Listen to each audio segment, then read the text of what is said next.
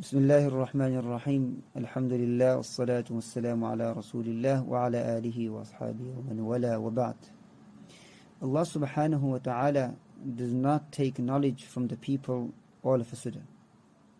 In fact, the Messenger of Allah sallallahu alayhi wa sallam said that إِنَّ اللَّهَ لَا يَقْبِضُ الْعِلْمَ انْتِزَاعًا يَنْتَزِعُهُ مِنَ النَّاسِ.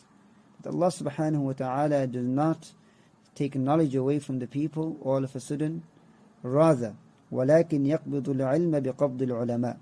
Rather, He takes knowledge from the people by taking away the scholars. By taking away the scholars. So this is in reference to the significance of the ulama amongst us. حَتَّى إِذَا لَمْ يَتْرُكَ عَالِمًا اتَّخَذَ النَّاسُ رُؤُوسًا جُهَّالًا. Until a situation will appear that there will be no people of knowledge left. There will be no people of wisdom remaining. So then the people will turn to leaders and people who are, in essence, they are ignorant. They do not have the requisite knowledge. They are not competent in the field. They are not experts in that area. فَسُئِلُوا فَأَفْتَوْا بِغَيْرِ عِلْمٍ.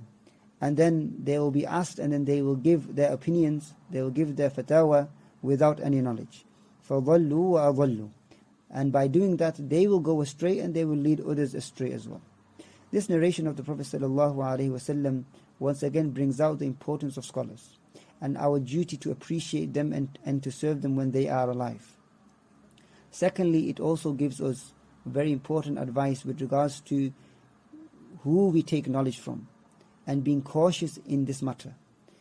In fact, there is a statement of the Salaf, of the pious predecessors of this ummah, of this nation, that this deen is an amana, this is a trust. Therefore, be wary and cautious of who you take your deen from, who you take your religion from. This cautiousness, because knowledge is something amazing, and it should be taken from people who are competent and experts in their field. And when we see people who are speaking without knowledge, this is also a lesson to us, that we should know what our limitations are. We should know what our boundaries are. When we don't know something, then we should say we don't know.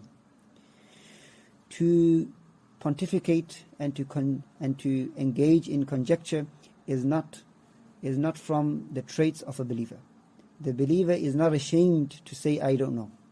Imam Malik, rahmatullahi alayhi, one of the great scholars of this ummah, whenever he was asked a question, in fact a man came from all the way from Morocco to meet him and to ask him a series of questions.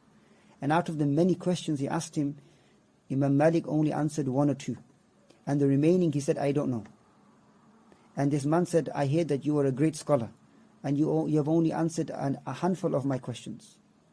And Imam Malik said, then go and tell the people that Imam Malik is not a great scholar.